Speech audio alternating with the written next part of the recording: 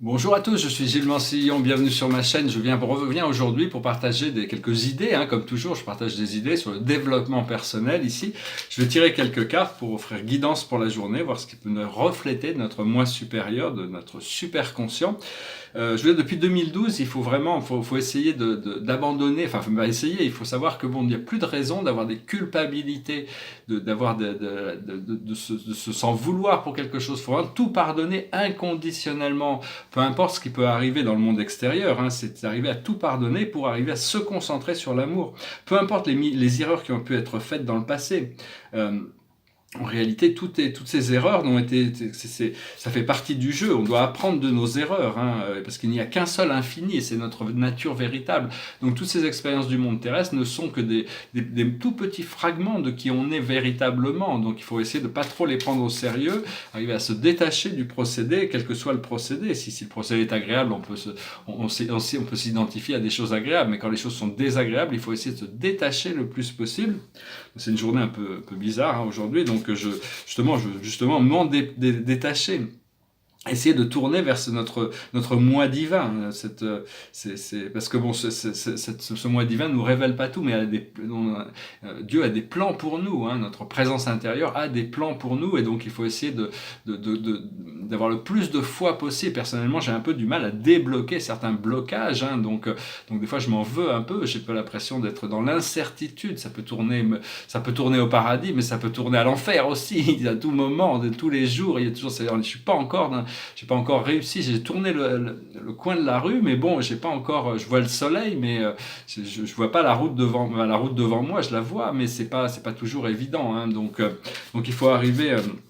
Il faut trouver un moyen de s'alléger aussi. C'est intéressant, le mot light, en anglais, light veut dire léger et lumière. La lumière, c'est léger, la lumière n'a pas de masse. La lumière, c'est à la fois une particule et une onde, et c'est notre nature. Donc on veut s'alléger, on veut alléger notre corps physique, on veut alléger notre esprit mental, et on veut alléger nos émotions, nos jugements. Et donc voilà, il faut prendre aussi du temps pour nous le plus possible, de prendre le temps pour s'occuper de soi. Euh, et savoir on peut jamais demander trop à notre source. Notre source, c'est Dieu, et Dieu est abondant en toutes choses. Il est toutes choses, et il a tous les pouvoirs. C'est juste qu'on a besoin d'y croire, on a besoin de plus. Notre foi se renforce quand même un peu plus tous les jours.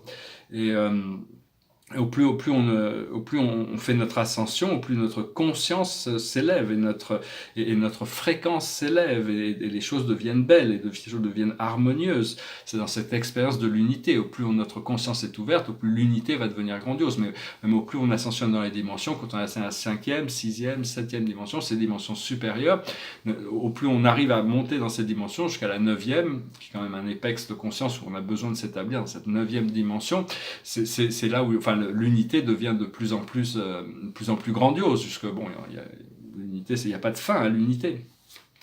Puis je voulais aussi dire qu'il y a quand même qu'il y a que 3 personnes historiquement, il y en a peut-être d'autres, mais historiquement qui n'ont pas dû passer par le portail de la mort.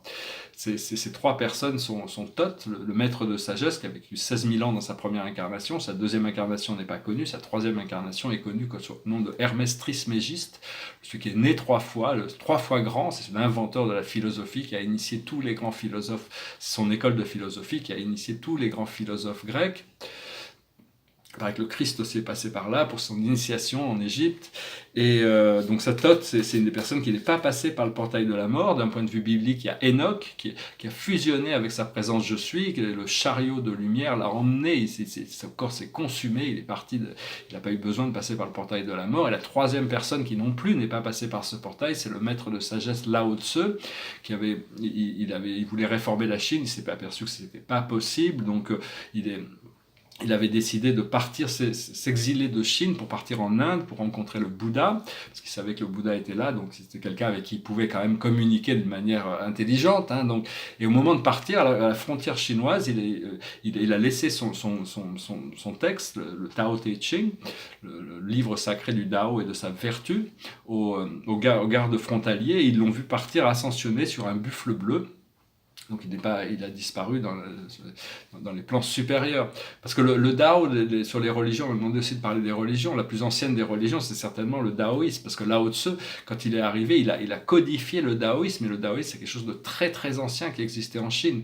Les plus anciennes religions sont l'hindouisme aussi, qui n'a pas de personnalité humaine qui l'a révélé. C'est directement Krishna qui a donné le Bhagavad Gita.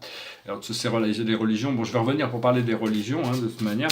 Bon, je vais tirer quelques cartes et puis chanter une chanson. Le tableau derrière moi, c'est un intérieur, c'est un intérieur qui est assez magique. Celui-là, je l'aime beaucoup, beaucoup. Mes intérieurs, ça va peut-être la chose la plus facile à comprendre, parce que ça représente des intérieurs avec des tableaux dans les tableaux. Mais il y a un rapport de proportion entre ces toiles, entre ces toiles et le sol ici. Donc c'est assez, ils sont assez fins, ils sont assez. Puis il y a toutes sortes de choses qui sont à l'intérieur, qui sont subtiles. Moi, je les aime beaucoup. Je vais en avoir une cinquantaine peut-être d'intérieurs, et je vais peut-être revenir sur des grands intérieurs plus tard. C'est inspiré par Henri Matisse quand même, qui a fait beaucoup d'intérieurs aussi. Alors, j'ai tiré 10 cartes avec le tarot des anges.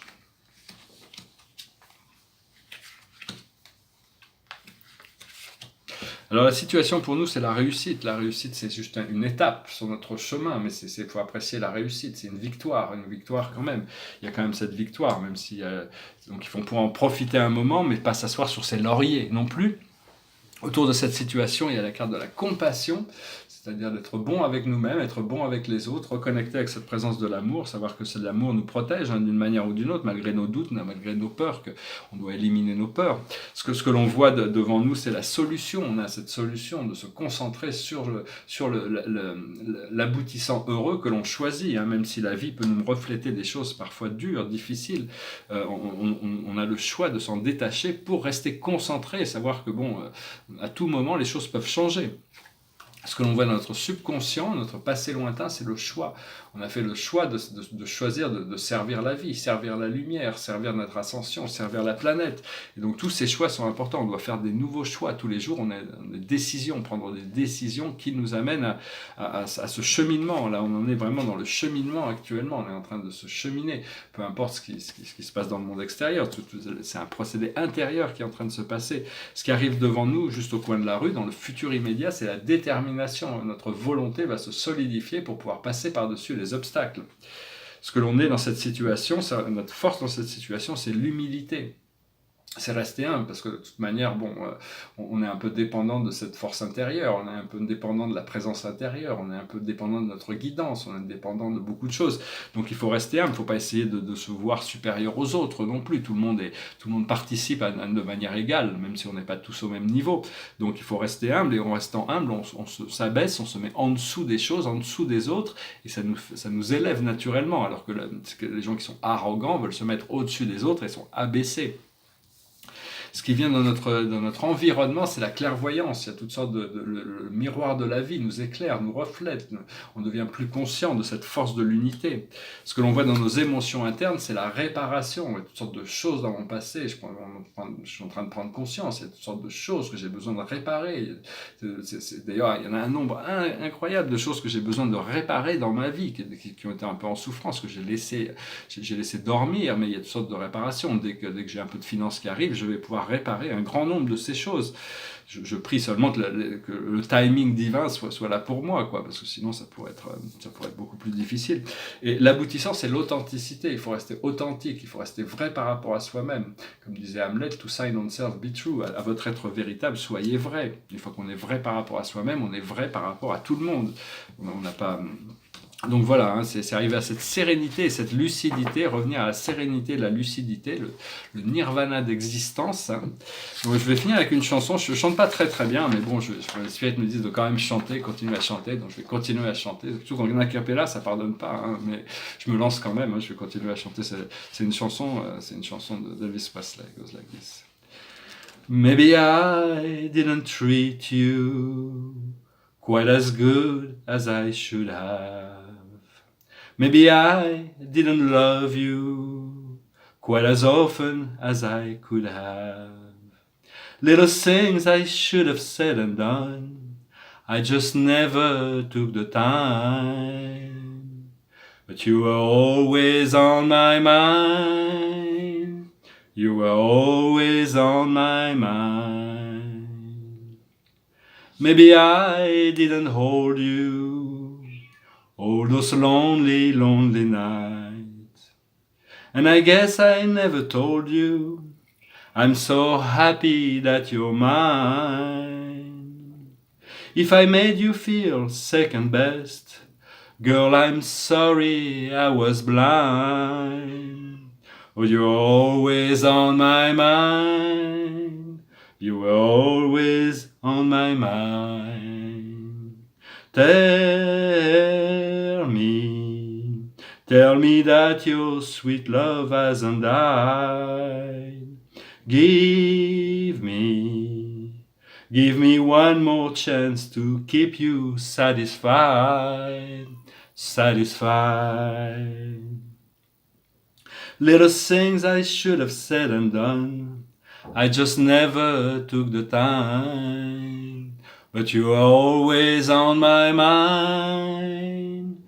You were always on my mind. Voilà, je vous remercie de rester jusqu'à la fin. J'ai un chat qui me sollicite là derrière la porte. Je vais peut-être la laisser rentrer pour la vidéo en anglais. Je vous souhaite une excellente journée. Je vous dis à très bientôt. Salat.